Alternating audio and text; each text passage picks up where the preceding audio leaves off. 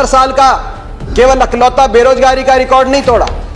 70 साल में सबसे ज्यादा बेरोजगारी दर हुआ तो आपकी सरकार में। 70 साल में सबसे ज्यादा डीजल पेट्रोल महंगा हुआ तो आपकी सरकार में। 70 साल में डीजल पेट्रोल पे सबसे ज्यादा टैक्स लिया गया, पेट्रोल जीवी सरकार है तो आपकी सरकार में। कि मैं पूछना चाहता हूं इस सदन से, ये जो बड़े बड़े धन्नाड आएंगे, बड़े कॉर्पोरेट हाउस आएंगे, टाटा, बिरला, अदानी, अंबानी, पूर्ति, ये किसकी श्रेणी में आएंगे बिचौलिए? नहीं तो ये क्या किसान की श्रेणी में आएंगे या उपभोक्ता की श्रेणी में आएंगे? उम्मीद थी कि ये बजट किसानों को समर्पित होगा, क्योंकि जब आपकी अर्थव्यवस्था डगमगा गई थी कोरोना में तो किसान अपने हल को लेकर निकला था, ट्रैक्टर का स्टीयरिंग पकड़ के निकला था और अर्थव्यवस्था को बचाने का काम किया था। उस समय आपकी भोजन की व्यवस्था अबाधित किसान ने देने का काम किया था, लेकिन कृषि बजट को ही आपने घटा दिया 8.5%। एक देश एक विधान, एक देश एक संविधान, एक देश एक निशान, एक देश एक चुनाव, एक देश एक मार्केट, तो एक देश दो मंडियां क्यों? जय हिंद, जय जवान, जय किसान। अध्यक्ष महोदय, भाजपा सरकार के लगभग 7 वर्ष के कार्यकाल में अर्थव्यवस्था के क्षेत्र में कथनी और करनी में इस सरकार के बड़ा अंतर रहा है और ये बजट भी उस कथनी और करनी के अंतर को चरितार्थ करता है। आत्मनिर्भर भारत की बात करने वालों ने स्किल डेवलपमेंट का बजट घटाने का काम किया है। संवेदनशीलता की बात करने वालों ने दिव्यांग कल्याण का बजट घटाने का काम किया, तो न्यू इंडिया की बात करने वाले सरकार ने वैज्ञानिक अनुसंधान का बजट घटाने का काम किया है। सबका साथ सबका विकास का नारा देने वाली सरकार ने अल्पसंख्यक कल्याण का बजट घटाने का काम किया है। तो राष्ट्रवाद की बात करने वाली सरकार ने जवानों की पेंशन का बजट घटाने का काम किया। किसानों की आय दुगनी करने की बात करने वाली सरकार ने कृषि बजट घटाने का काम किया है। तो भारत को विश्व गुरु बनाने की बात करने वाली सरकार ने शिक्षा का बजट घटाने का काम किया। मगर ये कथनी और करनी में अंतर केवल इस बजट तक सीमित नहीं है। 7 साल का कार्यकाल इसका गवाह। बड़े बड़े नारे दिए गए।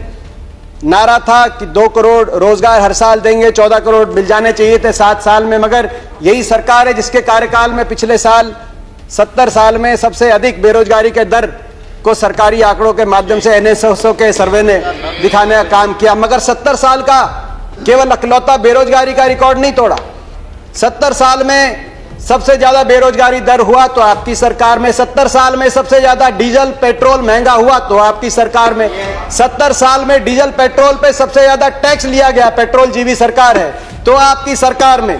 70 साल में रुपया डॉलर के मुकाबले में सबसे नीचे गिरा, सबसे रुपया सस्ता हुआ तो आपकी सरकार में। 70 साल में NPA के माध्यम से बैंक का कर्जा सबसे ज्यादा डूबा गया तो आपकी सरकार में। और 70 साल में गरीब अमीर के बीच में अंतर सबसे ज्यादा बढ़ा तो आपकी सरकार में। 1% सबसे अमीर व्यक्तियों के पास 73% संपत्ति।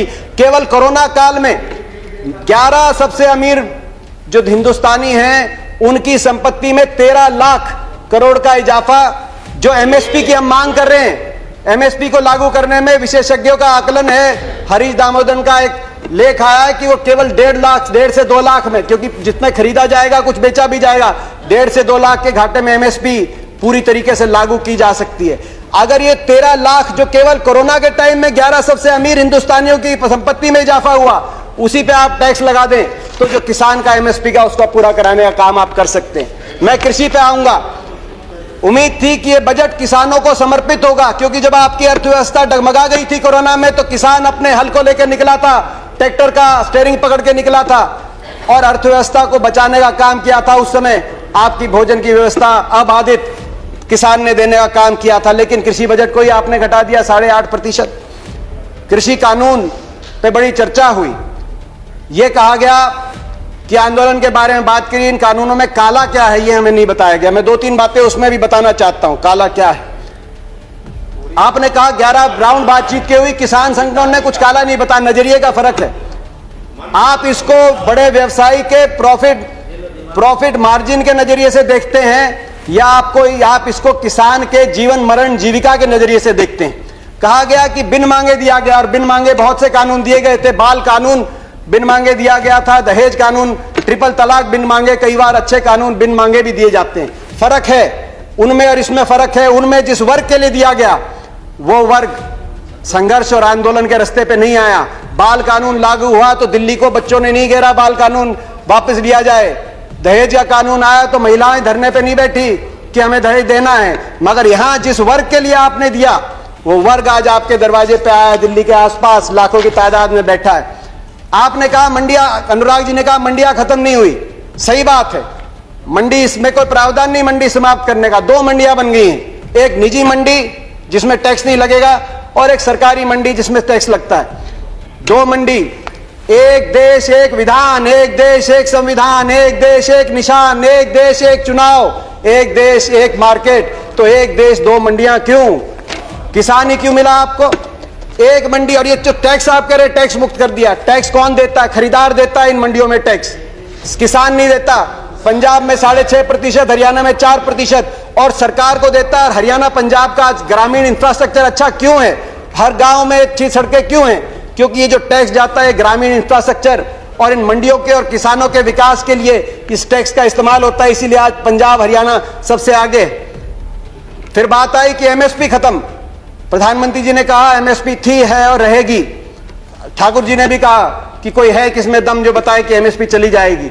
सही बात है, एमएसपी थी, है और रहेगी, मगर क्या एमएसपी सभी किसानों को मिलेगी और सभी फसलों पे मिलेगी? प्रश्न इस बात का उठता है। आप में दम है खड़े होकर आप कह दें कि एमएसपी मिलेगी हर किसान को देश में? आज भी शांता कुमार कमेटी बताती है कि मात्र 6% से 16% तक किसानों को एमएसपी मिलती है। बाकी देश में बहुत से ऐसे प्रदेश है जहां पे एमएसपी नहीं मिलती। आपको चाहिए तो यह था जो पंजाब, हरियाणा, पश्चिमी उत्तर प्रदेश में एमएसपी मिलती है वही एमएसपी बिहार में मिले, जहां धान 800 रुपए, 1000 रुपए में जा रहा है, 1800 रुपए में हमारे यहां धान मिल रहा है। आपको चाहिए था कि इसको वहां पे लेके जाएं, मगर आप वहां के किसान को की परिस्थिति हमारे यहाँ की करने की बजाय हरियाणा पंजाब के किसान की परिस्थिति उस तरह की करने की तरफ लेके जाएं। प्राइवेट की बात करी कि आप प्राइवेट का खिलाफत कर रहे हैं, प्राइवेट की खिलाफत नहीं कर रहे। प्राइवेट आए, मगर मंडी के अंदर आने से किसने रोका प्राइवेट को? प्राइवेट मंडी के अंदर आए और एमएसपी से ज्यादा में खरीदे। कह रहे हैं बाहर भाव ज्यादा मिलेगा, विकल्प होगा, बाहर ज्यादा मिलेगा, बाहर ज्यादा भाव मिलेगा प्राइवेट में। तो आपको यह कानून बनाने में क्यों आपत्ति है कि अगर एमएसपी से कम का कोई कॉन्ट्रैक्ट होगा तो वो कानूनी बाध्य, उस पर बाध्य होगा। हरियाणा के अंदर 2007 में हमने कॉन्ट्रैक्ट अमेंडमेंट लाए एपीएमसी के अंदर, निजी अलाउ किया निजी कंपनियों को, मगर साथ में कानून लिख दिया कि अगर कॉन्ट्रैक्ट एमएसपी से नीचे किया जाएगा तो गैर कानूनी होगा और कानूनी कार्रवाई होगी जो लोग इस तरह का कॉन्ट्रैक्ट करते हैं। आप कह रहे हैं ज्यादा मिलेगी तो आप कर दीजिए, ये कानूनी प्रावधान देने का आप काम करें। आपने कहा कि एक शरद पवार जी ने चिट्ठी लिखी थी, आपने कहा कि मुख्यमंत्रियों का समय हुड्डा कमेटी ने भी इसकी सिफारिश करी थी कि एपीएम सुधार हो, एपीएमसी एक्ट के अंदर बदलाव हो। मैं बताना चाहता हूं कि हुड्डा कमेटी ने, जिस कमेटी में प्रकाश सिंह बादल जी, ममता बनर्जी जी और नीतीश कुमार जी भी सदस्य थे, उस कमेटी ने क्या सुझाव दिया था इस पे? उन्होंने कहा था कि एपीएमसी में सुधार हो मगर एपीएमसी का विस्तार हो। सबसे पहले मंडी, जिस प्रकार से हरियाणा में हर 10 किलोमीटर में मंडी हमने स्थापित करी थी अपनी सरकार में, पूरे देश के अंदर हर 10 किलोमीटर में मंडी बने। दूसरा, प्राइवेट अगर आए तो मंडियों के अंदर आए, एमएसपी से ज्यादा पे खरीदें, एमएसपी से कम पे खरीदते हैं तो कानूनी कार्रवाई हो, वो ऐसी खरीदारी अलाउ ना हो। तीसरा, एमएसपी की कैलकुलेशन C2 के आधार पे हो, A2 कॉस्ट नहीं, C2 खर्चे के आधार पे एमएसपी कास्ट हो, जो आज किसानों की सबसे बड़ी मांग है। चौथा, एमएसपी जो चौथे उसमें कहा कि कर्जे का जो दर है वो no discussions please, no cross talk, no cross talk, no cross talk. किसी और की बात रिकॉर्ड पे नहीं जा रही है। दीपेंद्र जी कंटिन्यू। ये सिफारिश थी। मैं एक और बात कहना चाहता हूं। एक बात आई कि ओपन मार्केट, फ्री मार्केट अच्छी है। फ्री मार्केट हर चीज के लिए अच्छी नहीं है। मार्केट, अनियंत्रित मार्केट, किसान को आप अमेरिका का उदाहरण उठा के देखिए। अमेरिका में 1/4 लोग कृषि से जुड़े हुए थे आज से 50-60 साल पहले। फ्री मार्केट लेके आए, आज मात्र 1% अमेरिका की जनसंख्या कृषि पे आधारित है। क्या एक कंसेप्ट आया फ्री मार्केट के बाद? गेट बिग और गेट आउट। छोटा किसान सरवाइव नहीं कर पाया बड़े बड़े धन्नाडों के आगे, बड़े बड़े कॉर्पोरेट प्लेयर्स के आगे। आज अमेरिका के अंदर 450 एकड़ की जोत वाला एवरेज किसान के पास, हिंदुस्तान की तो किसान की एवरेज जोत आज मात्र 1.7 एकड़ है। हमारी तो 50% आबादी कृषि क्षेत्र पर निमंत्रित है। ये कैसा मुकाबला करेंगे बड़े कॉर्पोरेट्स का? गेट बिग और गेट आउट, ये गेट आउट होंगे तो कहां जाएंगे? क्या हमारी अर्थव्यवस्था अमेरिका की तरह? मैं आखिर में दो अपनी बातें करते अपनी बात कंक्लूड करना चाहता हूं। बिचौलियों की बात करी कि आपने बिचौलियों से मुक्त करा दिया, कमीशन एजेंट से मुक्त करा दिया। मैं पूछना चाहता हूं इस सदन से, ये जो बड़े बड़े धन्नाड आएंगे, बड़े कॉर्पोरेट हाउस आएंगे, टाटा, बिरला, अदानी, अंबानी, पूर्ति, ये किसकी श्रेणी में आएंगे? बिचौलिए नहीं तो ये क्या किसान की श्रेणी में आएंगे या उपभोक्ता की श्रेणी में आएंगे? ये सबसे ज्यादा अपने मुनाफे को कमाने के लिए बड़े बड़े लोग आएंगे। तो बिचौलियों की आप जो बात कर रहे हैं, आखिर में मैं अपनी बात कंक्लूड करते हुए, प्रधानमंत्री जी ने एक और बात की कि इस आंदोलन में कुछ पवित्र लोग हैं और कुछ अपवित्र लोग हैं।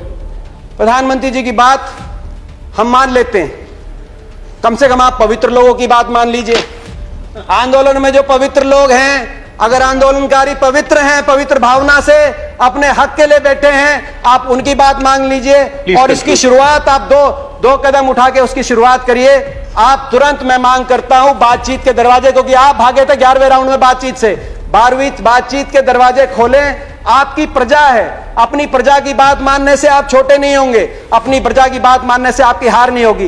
बातचीत के दरवाजे खोलते हुए, और दूसरा, जो 200 लोगों ने, 200 से ज्यादा किसानों ने अपनी जान कुर्बान करी है, उनके परिवारों के लिए आपके लिए सहानुभूति का एक शब्द नहीं निकला। कम से कम उनके परिवारों की मदद के लिए एक पैकेज की घोषणा करके विश्वास बनेगा। हम विश्वास बनाने वाले लोग हैं, विश्वास बनेगा। मैं हाथ जोड़ के आपसे प्रार्थना करता हूं, आपकी प्रजा, आपके लोग हैं, इनकी बात मानिए। आपका बहुत बहुत धन्यवाद। जय हिंद, जय जवान, जय किसान।